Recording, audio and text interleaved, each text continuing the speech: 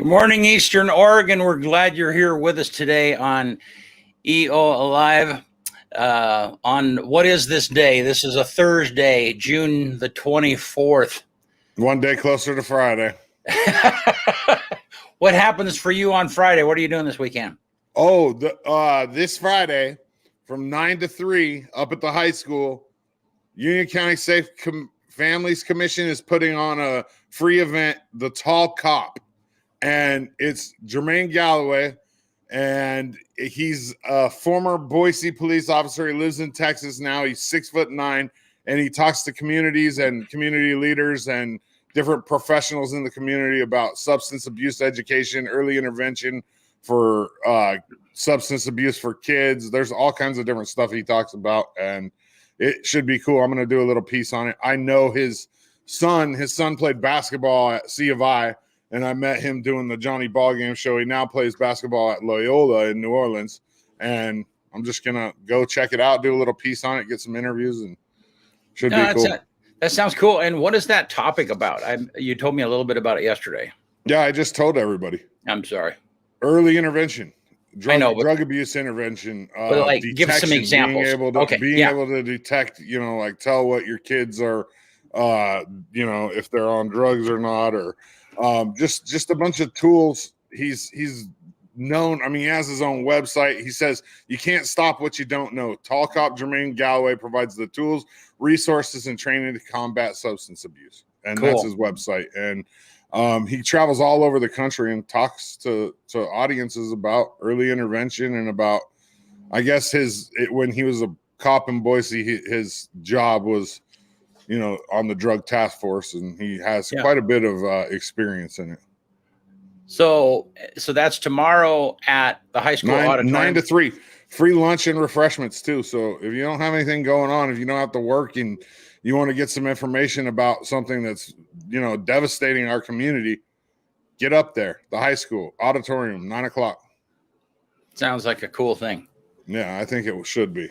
Yeah. Well, good. Well, what about your Saturday? Anything going on this weekend? I'm playing golf with Jake Hansen. On Saturday? Yeah. Oh, cool. Yeah. We haven't got to golf since I've been back, and we're both pretty avid golfers, and we keep telling each other that we're going to golf together. And he messaged me a couple days ago and said, we should golf on Saturday. And I said, we'll make it happen.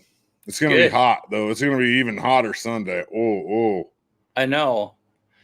Well, Saturday is that coast down Mira thing. I don't know if I'm going to be able to get there or not, but I'm going to maybe try. So, well, what time is that at? I can't. I don't remember. Are you going to do it? Are you going to ride a bike? Well, I might coast down a bike. We'll have to see. If I do, I'll get some video, though. Yeah, you have to. Yeah, that'd be kind of fun, wouldn't it? I want to see you do it with no hands. No, that's for sure. Okay, no brakes. Bomb it. That for sure is not going to happen either. Full one. Send. Yeah, I'm going to be. Yeah, but the event is for, I think you pay $20, and it seems like it's from, I don't know, 11 to 3 or something like that. And if you go to the, what do they call that track? The Single Track Club, go to their Facebook page. I'm sure the details are there about that. And anyhow, you pay $20 and they will haul you to the top of the hill in a car. And so it's essentially you can coast down on your bike down through Mira. And yeah, so I think it'd be kind of cool. I've never, I've been to Mira several times, but only to like the, only to the parking lot, never very far. So I think that'd be very cool. So only coasting I ever did was a kid was bombing 8th Street Hill. You were cool if you could ride your bike or your skateboard down 8th Street Hill with no brakes and just bomb it all the way. It's a really short hill, but it's pretty steep. 8th Street Hill. Yeah, right. You know where the college steps are? Yeah, the sledding hill that goes up right there. That's a dead end, Yeah. Well, I used to live right at the bottom of that when we first moved to Oregon. Yeah. And you go up to the top, and in the summertime when there's no snow and everything, you just get on your skateboard and bomb out and hope you don't biff it. is there something at the bottom? I mean, I'm trying to remember. a road. Oh, but I mean, you just go straight down the road onto 8th Street, and you just keep going. There's no barriers there. No. There and, might be now. I don't think there is though. There wasn't when I was a kid. Yeah. Oh, because you sled down there. If there was a barrier, you would hit it and get hurt. Yeah, I know, exactly. Yeah, you end up all the way down a couple blocks when you bomb it on a skateboard. I'll tell you that. And I biffed it quite a few times. When I was 5, when I was 5 years old, we lived in Kemmer, Wyoming, a little town, and we went. My friend and I went sledding. Of course, Wyoming, there's lots of snow and stuff. And anyhow, we went on a road that we shouldn't go. We went on a hill that shouldn't go because at the bottom of the hill there was a busy street where cars were going across. Which parents would not want you to go. Anyhow, my friend and I snuck away and did this, and he went down the hill. A car saw him coming, and so they stopped, but happened to stop right in his path. Oh, and he just smashed and it. he was on one of those old school runner sleds. Yeah, and so he just piled right into the car. Yeah. That was our biggest fear, was hitting cars when we were, but I mean, there wasn't a lot of traffic down there in that area, so it was rare. Yeah. But on a skateboard, there's not a way to stop when you're going real fast. Right. The only way to stop is to biff it. And it doesn't feel good. You know what I mean? Like, we didn't have protective gear back then. Like, we didn't wear helmets. We didn't wear elbow pads and knee pads. We just, maybe that's why my generation has so many concussions. You just like, first time I went, when I was in college, I went skiing with a guy who had never been skiing before, and he was a basketball player, and he was, I don't know, 6'9", huge, lanky guy, and he borrowed skis, borrowed equipment, and he would point his, Roland Hansen was his name. He'd point his skis straight downhill. When he got to the bottom, that was his mechanism of stopping. He just start rolling. Yeah, just like bomb. Yeah. You're supposed to put the tips together. Well, he did. Oh, yeah. He didn't know that name mechanism. for that. What's it called when you put the tips together like that? They have a name. It's called doing snowplow. Yeah, plowing. Yep. I've skied enough to know some of the terms, and I mean, if you put skis on me right now, I could stay on them and I could stop and I could turn without using the tips together. Like, I could full body turn. I've skied enough to. Not my favorite thing in the world, though, by any means. I don't really like snow. I don't really like cold. I don't like being wet. You do not like cold. Yeah, no, I was like, this weather's got me excited. I mean, you just like, though you like whine like a baby when it's cold. Oh, I like it cold at night when I'm trying to go to sleep. It's like 65 in my room. Yeah, but I don't like it cold outside. No. Yeah. Yes. I tried to learn how to snowboard, and I mean, I tried it 2 or 3 times because my kids snowboard. But after I broke some ribs as a kid, and I re-injured them snowboarding, and that was like, man, that's it. Yeah. Well, I've never been on one. Well, the problem is with snowboarding, it's like there is no. If you catch an edge, your face is in the snow right now. I mean, there's no time at all to get your knees or your hands out in front of you. And so it's just, yeah. I've never been on a snowboard. Yeah. Closest thing I ever been on to a snowboard was I had a skateboard, a Steve Caballero Pal Peralta, took the trucks and the wheels off and would stand on that on 8th Street when there was snow and try to bomb it standing up on that. I would pay to see that footage. That was back when I was a little more limber and not quite as large. Oh. All right. Well, hey, let's look at the weather, man. Quick. Look at the outside. Isn't that beautiful? Yeah, it is. It's going to get hot coming up. We got a couple of days of decency, and then we're going to move into like 100-degree temperatures. Yeah. 87 is going to be the high today. It's going to be a little bit windy in the afternoon, huh? Gusts up to 30. Yep. Just a beautiful day, though. Partly cloudy. At least there's no thunderstorms on tap. Yep. Yeah. And then tomorrow, up to 90. A little bit warmer, but about the same. Northwest winds 5 to 15, gusts up to 30. Yeah. It's going to get to about 90, and we're gonna have pretty nice days. I mean, Yeah. the reality of it, it's Yep. looking real nice. And if you guys have not noticed, every day Gabe puts up this picture, that same picture with a vocal weather forecast. He reads a little narration, and then on Fridays, Friday evenings he does a 7-day forecast for us. Yeah, which and is that's all brought to you by Nate Conklin State Farm right here in LeGrand. Yep. State Farm Insurance. It's right downtown on 4th Street. Go in there and see him he'll help you out with all of your insurance needs. Yes, he will. He'll take care of you. So, all right. Well, hey, so we have Donna Beverage with us today, and glad that she's here with us. And Donna, can you hear us? I can. Okay, excellent. we had a little bit of tech issues early on, so I'm glad that you overcame, or you had someone to help you overcome. So Had someone help me overcome. I got a guy for that, she said. That's right. Well, good. Well, how are you doing? How are things in the commissioner world? Doing well, busy for sure. We're in the office every day, but if I have evening meetings, I usually do those from home.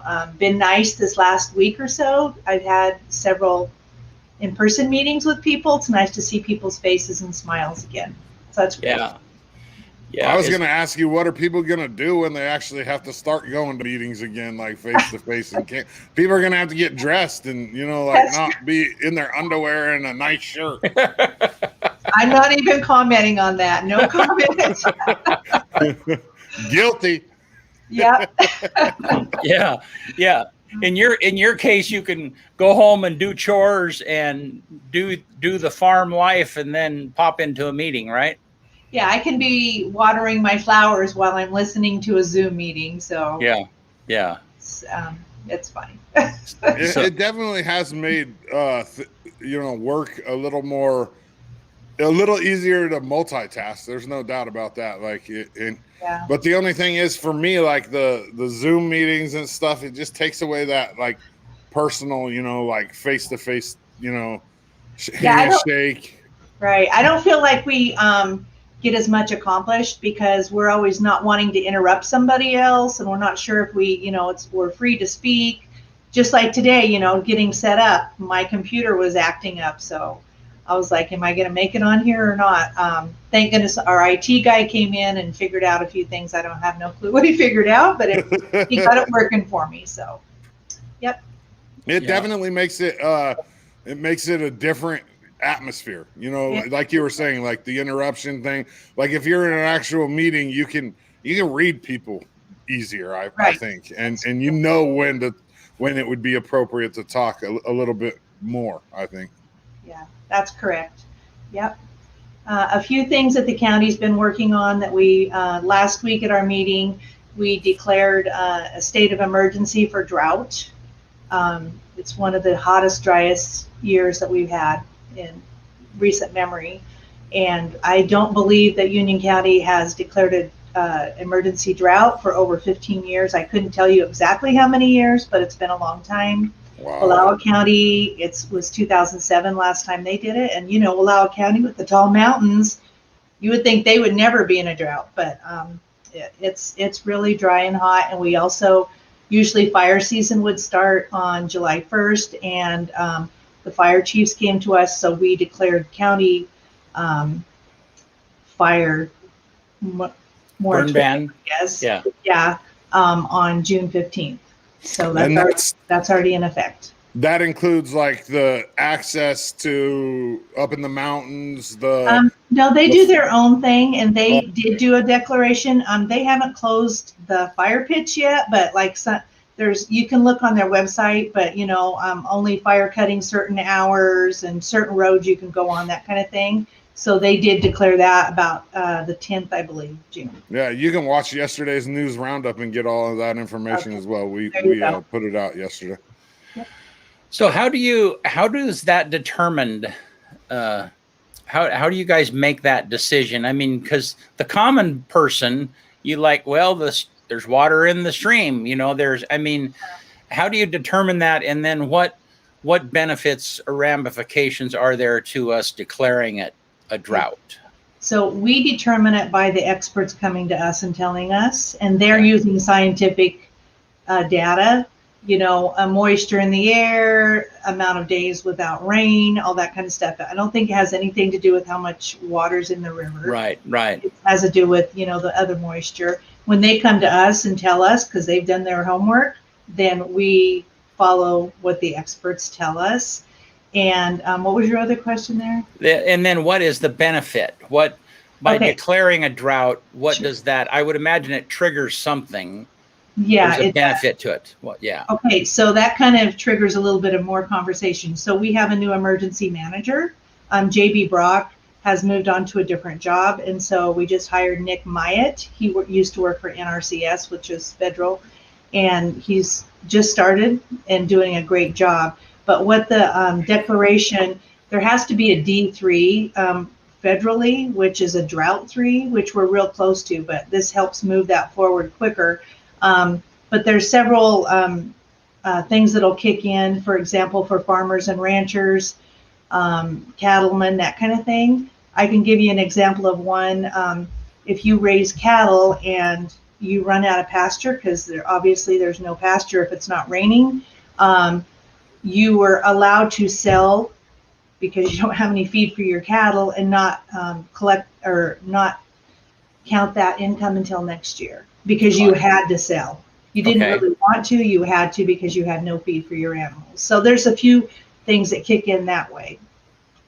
Is there like a panel that gets together? Do you guys work in like cooperation with like U.S. Department of Forestry and the state and to make these kind of decisions? Is that where like some of the information's coming from? Right. So that's correct. So when the fire chiefs came to us, they're working with the panel on that. And now on the federal side of it, there's a farm service agency in Union County that has a panel, and they come together and look at the details to find out when we hit that D3 mark. And then that's when they send that out. So there's groups of panels, but they're also using scientific data. They're not just doing their opinion. Yeah. Gotcha. Yeah. What are the things that people need to be doing right now to be more conscious or be more safe when it comes to being out and about, or fires at home or whatever? Yeah, just common sense. If it's windy, and that would be even if we weren't in a drought, you don't want to be starting a fire in the backyard even in your fire pit if it's windy. Now, cities are different than the county. This is a county declaration. The cities do their own declarations. And in most cases, the cities in Union County, most cases, all of us go in on July 1st. So like I talked to the city of Union yesterday, and they didn't follow suit on the county. So they're still waiting till July 1st to go into the fire season. So just keep an eye at whatever city you're in to see what, you might be able to still burn for a week or two there. But just use common sense. If it's windy, make sure you have water on site, make sure that you don't leave the site. All those things that are on the list when you get a burning permit, just be hypersensitive on those situations now. And then, of course, 4th of July is coming up. So people have their fireworks in their backyard and that kind of thing. So I did check into what the rules were for that. I know in the city of Union, it's the week of. I was trying to figure out, could you only do it on the 4th of July day? But they do give permission of the week of the 4th of July for fireworks. But you want to be extra cautious now with that.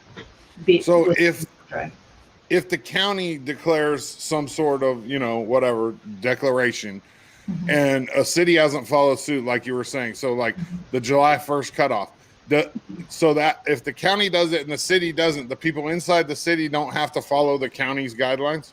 That's what I just learned yesterday. Yeah. Oh, wow. You would think that the county guidelines would be county. Yeah. Yeah, you would think. That's weird. I'll tell you later if I'm wrong, but that's what I was told, that the cities have to do their own declaration. So ours is more just outside those cities within the county. So it's just rural, basically. Basically, yep. Mm-hmm. Okay. So there's not going to be outside burning and all that kind of stuff. But the burn ban that you're talking about is primarily affects people who want to burn their yard waste in on their property in some way or another. You know, normally, at least what I've experienced, even in the midst of a dry time, you still can have a contained fire, like in a little burn pit or some kind of a burn apparatus, Right. Because it's controlled, and it's a lot less likely.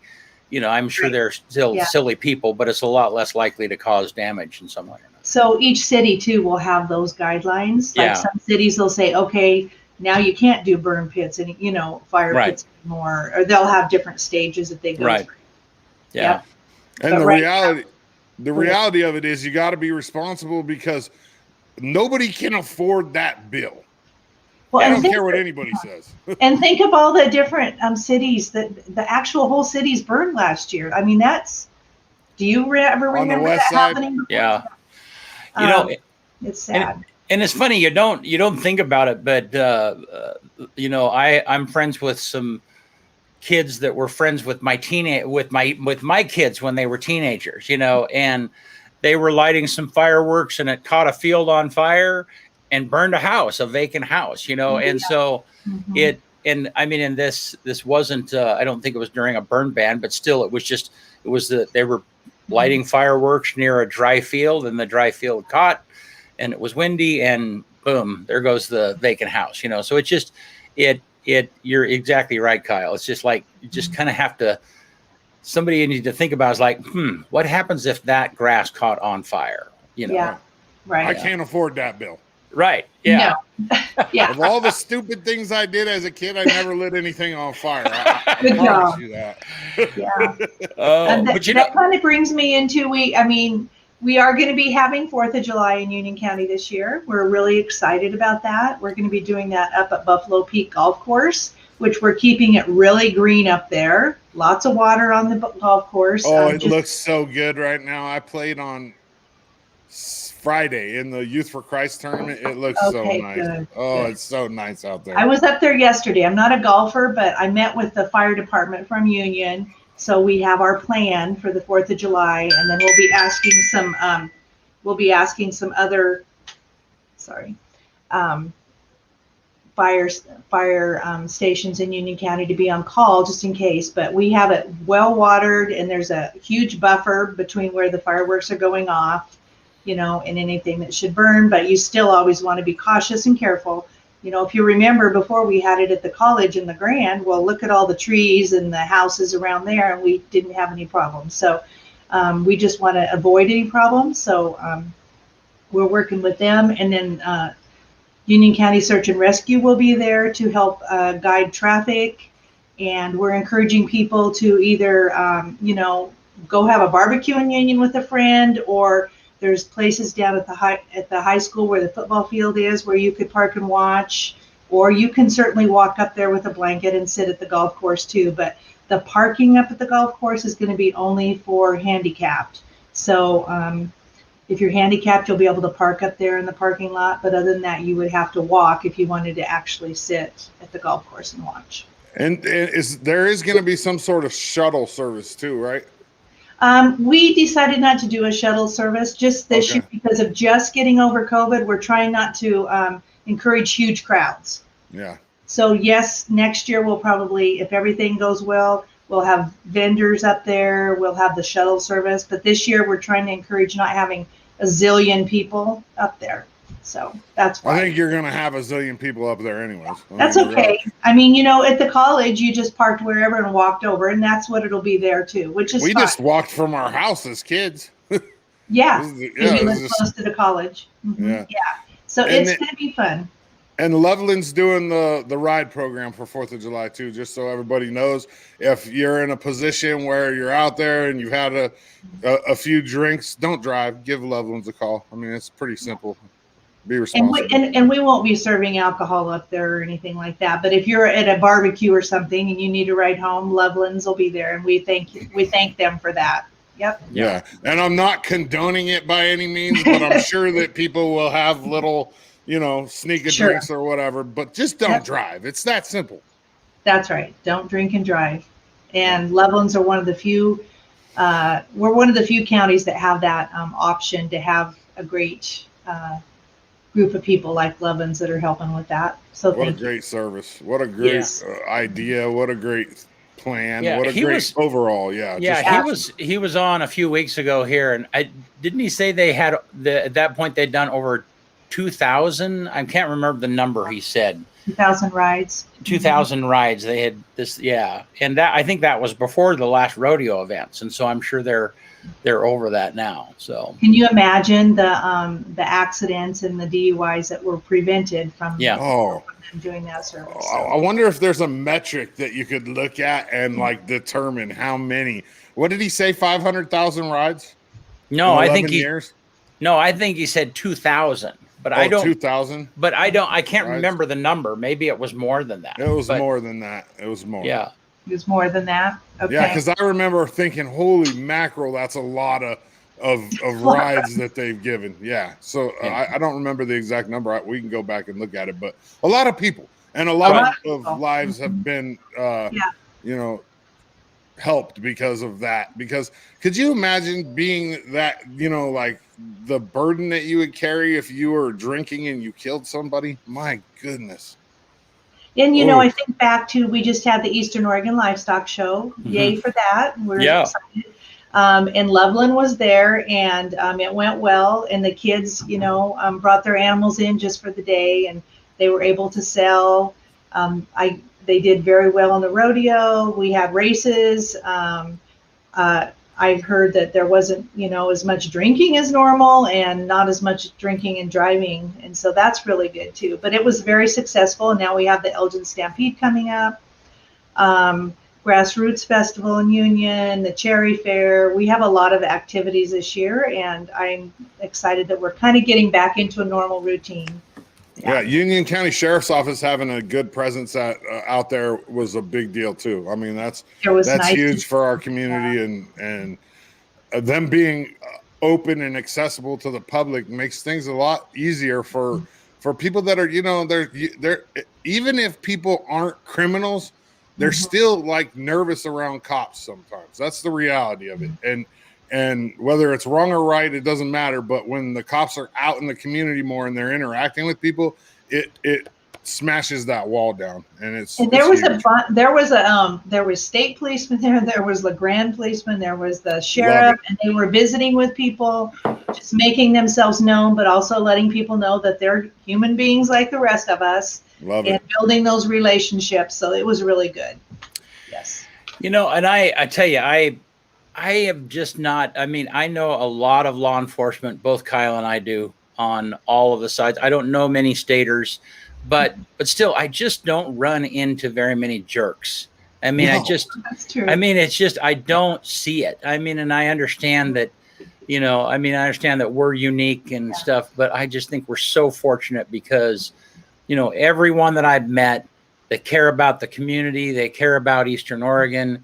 They want it to be successful. They're not anxious to give someone a problem or give someone a ticket. They're genuinely concerned about the health of people, and they're here to prevent problems, but not looking for problems or encouraging problems. Yeah, they're still human beings. I texted Chief Bell the other day, right? The Grand Police. I texted him. I called and he said, I'm busy right now. I can't talk on the phone. I'll call you shortly. Within like a half an hour, he called me back. He asked me how my family's doing. You know what I mean? Like, he's the chief. I'm just dodgy. Just a guy. Yeah. And we sat there and had a conversation for 10 minutes of his day. And you know what I mean? It's just, we are so fortunate to be in this valley and in Union County and in La Grande. It's just, it's phenomenal. That part of that is just relationships with other people and talking to other people. It was kind of neat because when I was at the golf course yesterday, I had the Union City Manager and the Union Fire Department, and then Dana was up there, and we were talking about, building those relationships and how just talking to each other, meeting with them, not waiting till that night of the 4th of July, like, hey, what should we work on here? What areas should we make sure we cover? And then they're like, can we take some golf courses and go, drive around and make sure we know where to park our trucks for just those building those relationships and talking to each other and saying, what, this is a concern, what can I do about it? And then the other person willing to listen.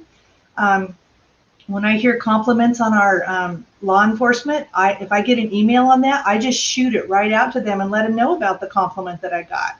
Not just always the complaints. And so it's nice when people, we just got flowers the other day from a business in Union County that said, thank you for the program that you gave us, back in December. And we were all just shocked. We're like, wow, because, sometimes you only hear the complaints and you don't always hear like, thank you for the work you do. And so I think building those relationships and sharing not just the complaints, but how can we make it better? You're right. We are unique in that way. Yeah. And so we're fortunate. your Union County sheriff that patrols the Union, he got a bunch of compliments on the Cody Bowen, Keeping It Clear Cody Bowen show last week too.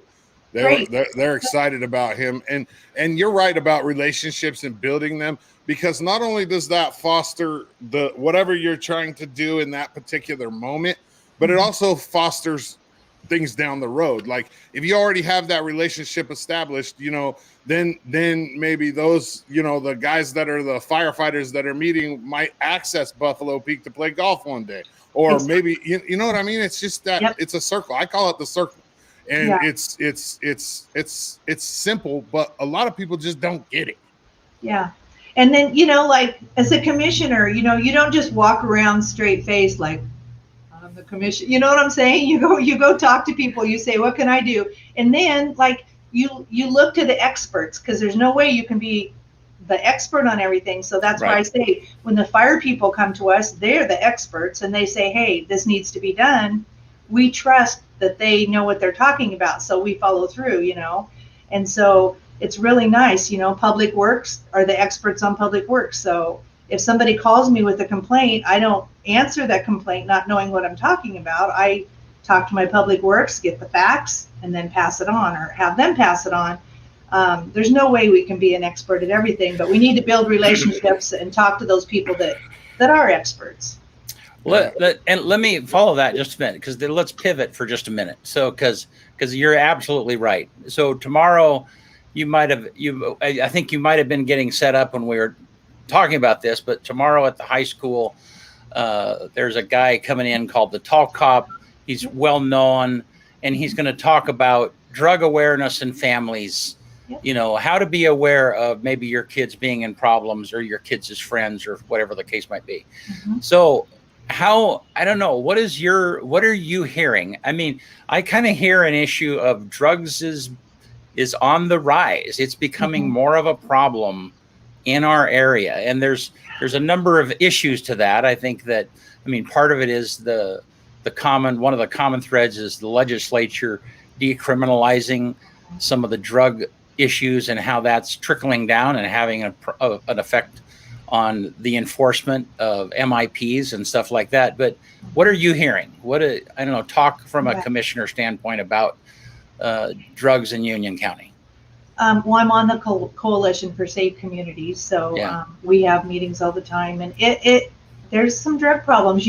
Like if you're not in the middle of it, it doesn't seem real to you, but it's all around you, and it's in every town, and it's subtle. In a lot of cases, sometimes it's right out in your face, but a lot of times it's very subtle and you don't notice it. But it's a huge problem here. And this Tall Cop, if you can listen, are you guys going to be televising that or anything? Or we're doing a piece on it. We're not. We're not gonna. We can't film. We can't stream it live because of his copyright stuff. But gotcha. We are going to interview him. We're going to interview the different entities that show up, and then I'm going to put a piece together about it.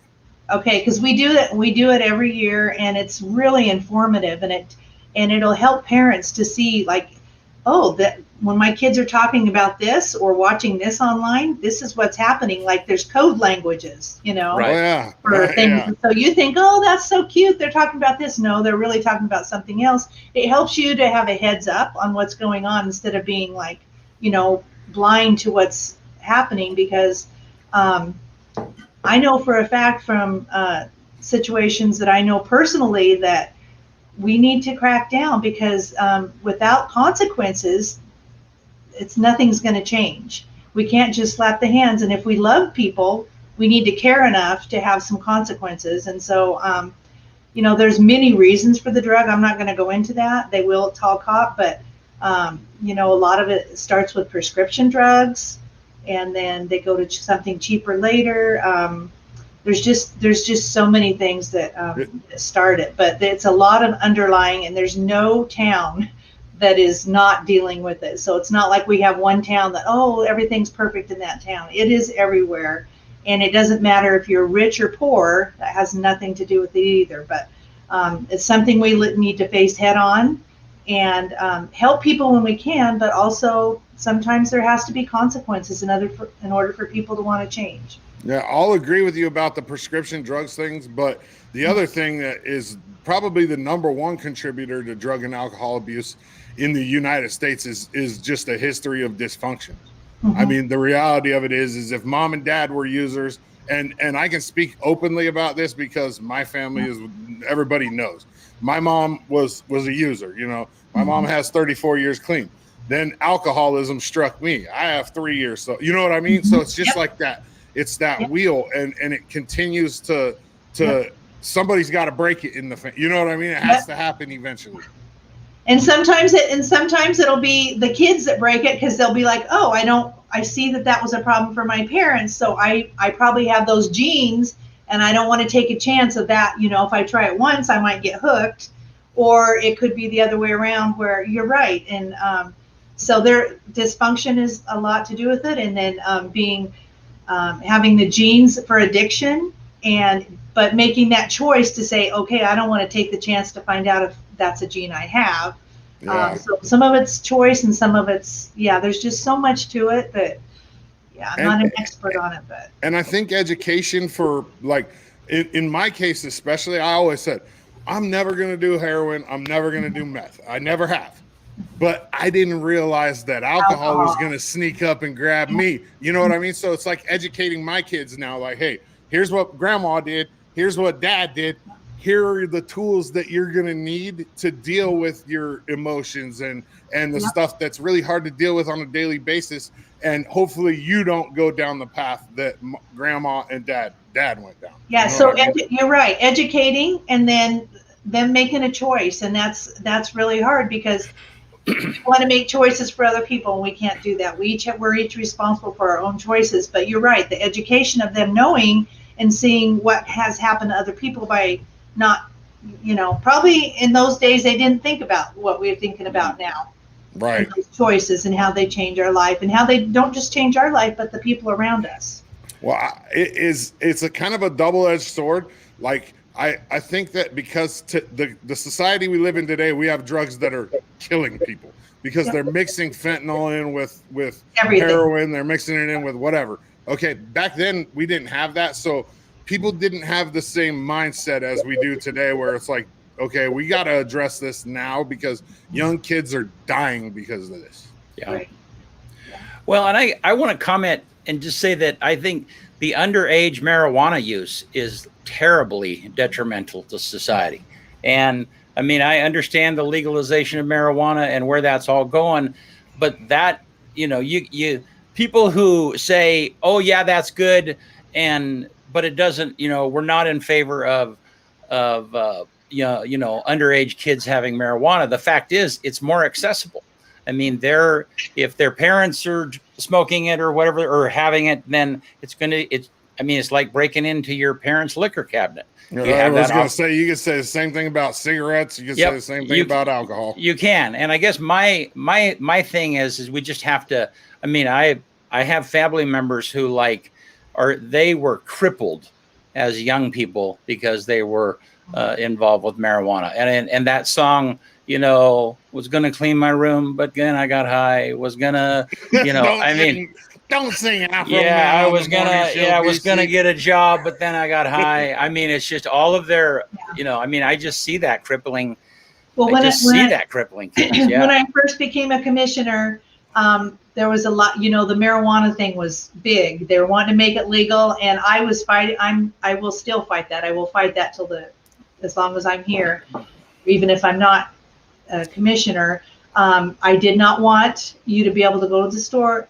And, you know, I had people say, well, why not? You know, you can go to Pendleton. I said, well, then go to Pendleton, because you know what? I don't want it here. It's kind of like gambling. When I was a kid, you had to go to Reno. So if you want to go gamble twice a year, that people would drive to Reno. But now you can just do it on your phone. It's too accessible. So, I don't want that here. I want us to be able to be clear-minded. I have, you know, the businesses in Union County are having a hard time hiring people that can pass a drug test. That's it. Yep. Yep. Absolutely. And I don't want it accessible. You know, when you get of age and if it's legal, then I just don't want it to be here. And I've talked to commissioners from other counties that have made it legal, and it's been a nightmare. It's been a nightmare for law enforcement. They've had people from out of the country buying their property to you know, raise the marijuana plants and then sell them. And they don't care about the area. They don't have any stake in that area because they don't live here. They're just buying the property so they can, you know, grow the plant. Yeah. And, Yeah. they have no stake in it. And I don't want that for Union County. I don't want it to change. And so I realize people can have plants at home legally right now, so many plants, that kind of thing. But I personally do not want people to be able to walk downtown to a store and just buy their recreational marijuana. I don't want it to be that easily accessible. I just see too many heartaches and hurts from it. Well, I do think that is coming. That eventually will. I mean, we're going to see that in Union County. Because it's just it's the progression, and my argument is that just please don't lie and say that it doesn't have anything to do with underage kids, because it affects them. You know, I mean, you know, there's been lots of conversation about this, and I understand I totally understand your perspective, Donna, and you know, and I stood before the city council a couple of years ago and said, the train is coming, it's on its way, and we better figure out how to manage it. And you know, where are you going to put it and how are you going to manage it and so on and so forth, which I still think is where, you know, the government should be, local government should be figuring out that. But, you know, it just aggravates me to death when somebody, you know, when they're so permissive about, it's like, oh, every kid smokes when they're young like that. And yeah, they do. But I mean, and I guess I still don't. No, they don't. Not every kid smokes. No. I mean, but I'm saying that's what percentage. That is the excuse that a lot of people use to say why it should be permissive. Yeah. And I just do not. That doesn't mean that we shouldn't do everything that we can. I don't have a problem if you are a functioning adult and you go home at the end of the day and you have wine before you go to bed. I mean, I kind of look at if people want to, you know, partake in marijuana at the end of the day and they get up in the morning and they're fully functioning, I don't have an issue with that. You know, what I have a problem is when it's crippling to people, and I've seen it be crippling to high schoolers. I mean, literally kids drop out, they lose all their motivation. They have no idea what they want to be. They don't care because they just want to get high. And that literally is their drive. I'll play devil's advocate for a minute because I have a little bit of different thoughts on it. I'm all for I know lots of very successful adults that smoke weed on a daily basis every day. Yeah. And that's 100% okay. And then here's my devil's advocate part. I honestly and truly believe marijuana is safer than alcohol, and this isn't to justify anything, but I would much rather my 15-year-old kid was trying marijuana than getting drunk. And that's just my personal opinion on it, because I've seen what alcohol does to people, and alcohol stimulates you in a different way. And alcohol's way scarier for me just because of the nature of the beast. And I don't think I disagree with that. Okay. But we wouldn't poo-poo the effects of alcohol on teenagers. We don't say, oh, you know, teenagers drinking is not a problem. If they're, because we know that if they're intoxicated, they get into a car, they can get killed. Okay. Yeah. Well, yeah. Marijuana might not have that same effect, but it is absolutely connected to their motivation. And so I just want to be honest about it. I just want us to be honest about the effects that it has on young kids. Well, that's where this tall cop tomorrow night he'll be talking about a lot of that, and the effects to the brain that's still growing at that young age. Yeah. And the effects to your motivation. I was just listening to a lady the other day on the radio, and her husband, smokes marijuana every night. And she said she started out, they both had jobs, but then eventually he quit. And then she's pretty much paying all the bills because he has no motivation to work. And then she said now he's got her and her son, her husband and her son are both, and they just lay around all day, and she works and she pays the bills. So it is a demotivation. I don't know, because I haven't done it, but I guess it makes you super relaxed and not really that, I don't know, maybe it's different for different people. This was her own personal story. And so I try to listen to people's personal stories and learn from that. At the same time, as an adult, it is a personal choice. I'm not saying that I'm going to go around, want to hammer on people, but I would like to learn as much as I can.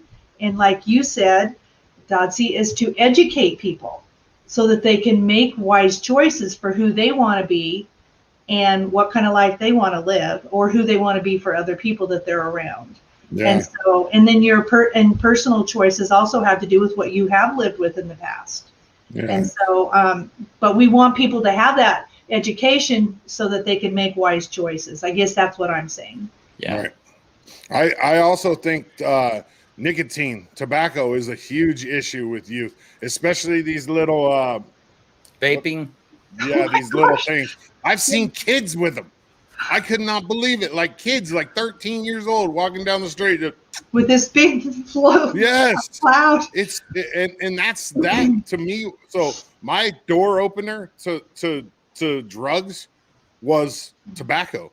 13 years old, Eastern Oregon boy, working out on aunt and uncle's farm, playing baseball. I took my first dip at 13. That was my gateway drug. You know what I mean? And then it moved to alcohol, and then I tried weed, and then alcohol became a problem. You know what I mean? So it's different for everybody. Like Dana said, a drug is a drug, and they can all be gateway drugs. Yeah. But, you can tell your story, and that educates people of, for the next person. And so that, I think that's important. That's another relationship thing where we don't just keep it to ourselves or keep it a secret what's going on. We say, this is my story. This is what it did for me. And this is where I am now. So make those, you get to make those choices. But if they know young enough, it helps them hopefully to make some better choices. Yeah. I think it kind of comes back to a little bit to, the law enforcement showing up at the fair and so on and so forth. They have an open relationship. They're projecting, we're listening, we want to talk to you, we're a part of you. And I think that same thing is related to a family. And that is that every family is going to struggle with issues in their kids one way or another. But if you have a pathway to talk to your kids about things, and you talk to them about these things, because what happens is in the silence, and it's the same thing in law enforcement, when there is no relationship, that's when kids are sneaking around or criminals are sneaking around or whatever. So it is so based upon the relationships that you have with your family and with your kids. I've always said that, sometimes a hot tub is the best thing that a family can invest in for teenagers, because when they get into the hot tub with you, and dinner time is the same thing. If you make them sit at the table and have dinner, with my kids, even after they finish dinner, I think once a week, Monday night was family dinner night and everybody was at the table. The point is in a hot tub, they have to put their phones down.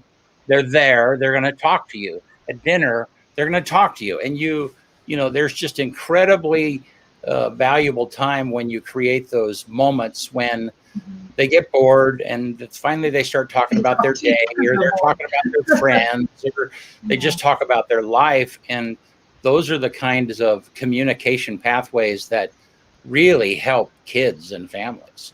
Yeah. And one of the things that drives me crazy too, and this is kind of down a little bit different of a rabbit hole, but when you talk about paying attention for kids, nowadays, and not to take anything away from anybody with any mental health issues or anything that's truly diagnosed, but nowadays kids use the excuse of, oh, ADHD for not engaging and not being present. And that pisses me off. It really does. It does. It's like, oh, I have ADHD. I can't pay attention. It's like, come on, man. Stop using excuses with me. If you have a real diagnosis and you really have some sort of mental health diagnosis that keeps you from paying attention, that's one thing. But when you use it as an excuse to not engage and be present, which a lot of kids nowadays do, that's unacceptable to me. Okay, so I'm really old. So before cell phones too much, a good way to engage, I feel or felt even now with grandkids, is if you're taking a drive somewhere and you just have one of your children with you, not all of them, but just take one child and you drive to Pendleton or Absolutely. or Boise, and then you start talking because you're stuck in a car together, and they start talking and you start listening. And so I learned, not for sure, not perfect, but listen more and talk less, and just let the kids talk. Hey, at school last week this happened, and so-and-so's been bugging me, and and they'll just start talking by having that little car ride. And even now with cell phones, you can do that. I take my grandkids, I try to take them one at a time. They, help me with chores because I want them to learn how to work without and enjoy it. Like look back and say, oh, they did a good job. And so they help my husband irrigate and help me with my garden or whatever. But that one-on-one Awesome. is really important, just for them to open up and start talking and not just be on the phone all day, texting or whatever. So Yeah. No, it's awesome. It's them. A road trip is just wonderful because it's a captive environment, and you're right, because I use this example all the time that when I was a kid, my brother and I, is just 2 years older than I, would be fighting or we'd be arguing in the middle of the summer, and Mom would say, get out, out. And she'd shoo us out. She would shoo us out the front door, and we would hear the front door slam and lock behind us, Yeah. And so, and the two of us would be sitting on the step there like, oh, what are we going to do now? Well, within just a few minutes, it's like, well, I mean, we were riding bikes, or we were throwing dirt clods or whatever. I mean, but you just figured out something else to do. Right. Yeah. Sometimes my grandpa and grandma would make us pack lunches, so we didn't even have to come back for lunchtime. See you later. Bye. That's fun. You must have really been a brat. No, I was actually a pretty good kid. Okay. I wasn't bad. We just lived in, my grandparents lived in a really nice gated community in Rancho Bernardo. Yeah, a really nice area. Mm-hmm. And it was very well protected. There was a pool that they had their own personal pool too, but there was a community pool, and they were all about us being engaged in that little community when we were there. And so we were always outside. See the memories you have of going to your grandparents' house? Spent a lot of time there as a kid. Yeah, that's super important. I have really good memories at my grandparents. So I do too. I miss them every day. Yeah. Yeah. Well, I love what you said, Donna, about helping them, have them helping you do chores. Mm-hmm. Man, what an incredibly valuable lesson for kids to learn how to work, and the enjoyment of it, and the relationship. Accomplishing something and not thinking of it as work, but enjoying it, and then looking back and saying, wow, like my grandson, he made this little, he's 10, but last year when he's 9, he made this little small picnic table and a bench to go with it. And they're in my front yard. And I had another grandchild, his twin sister, actually go, why do you have those in your front yard? I go, because my grandson made those and I'm proud of him. Yeah. And so when he drives into the front yard, he sees his little picnic table he made. And when he wants to build something, I say, well, go get the tape measure and the hammer and go for it, and I got scrap lumber, and it's important for him to learn how to work. Yeah. Awesome. I was a city kid growing up until I was, when we moved here when I was 11. But I came to Eastern Oregon every summer from the time I was about 6 until that time, out to Pumpkin Ridge at the time when my aunt and uncle lived out there. And that's where I learned that kind of stuff. And my aunt and uncle were always the ones to push you to do things on your own. And to this day on Pumpkin Ridge on Jeannie Tucker's property, I don't know if you know where that is, my aunt and uncle's old place, the log cabin up on top of the ridge, there's still a sign back there way back by Vondere's property that says Kyle's Pile. And it's just a pile of rocks that I piled up. And Yeah, that's it's awesome. just like, yeah, it's just one of those things, you know, it's like, It's awesome.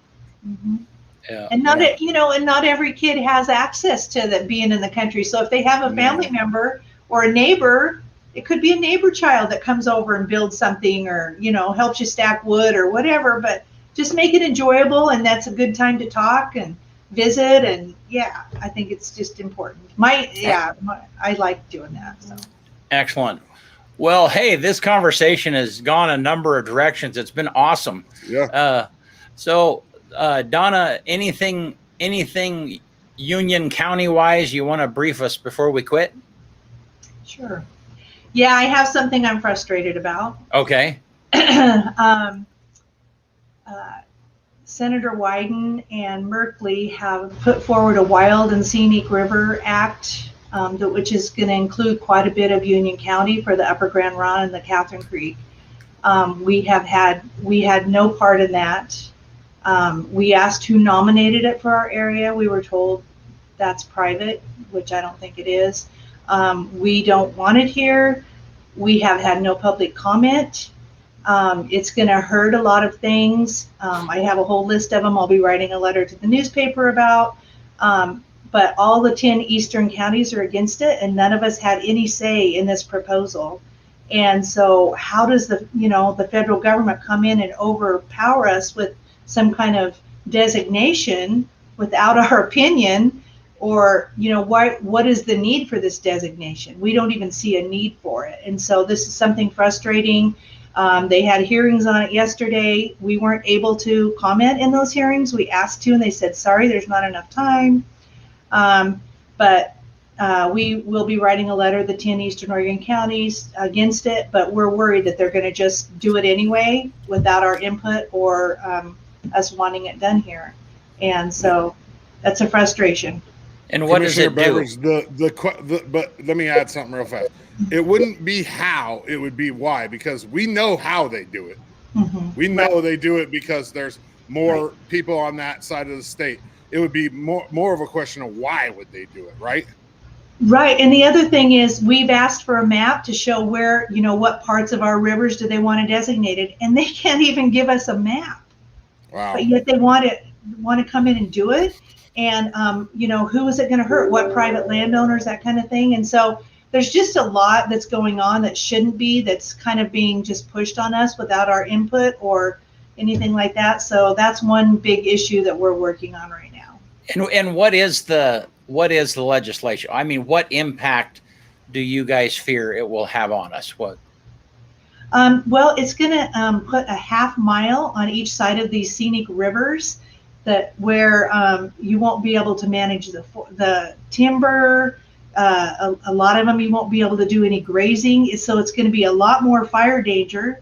I have a whole list. I mean, it's pretty comprehensive, the things that it says that it's going to do, but that what really actually won't be able to do.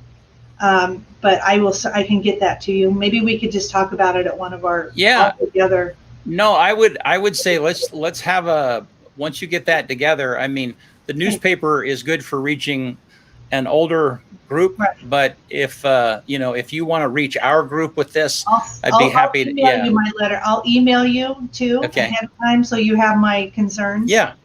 Okay. Yeah. No, let's do an EO talks about that, because that would be sounds great. That'd be awesome for us to be able to get that out. So. Okay. All right. Well, good. Thank you, Donna, for being here. Yeah. And see for you guys on the 4th of July. Yeah. Yeah. And again, that the actual fireworks start at what time? Do we know? Dark, so around 9 o'clock.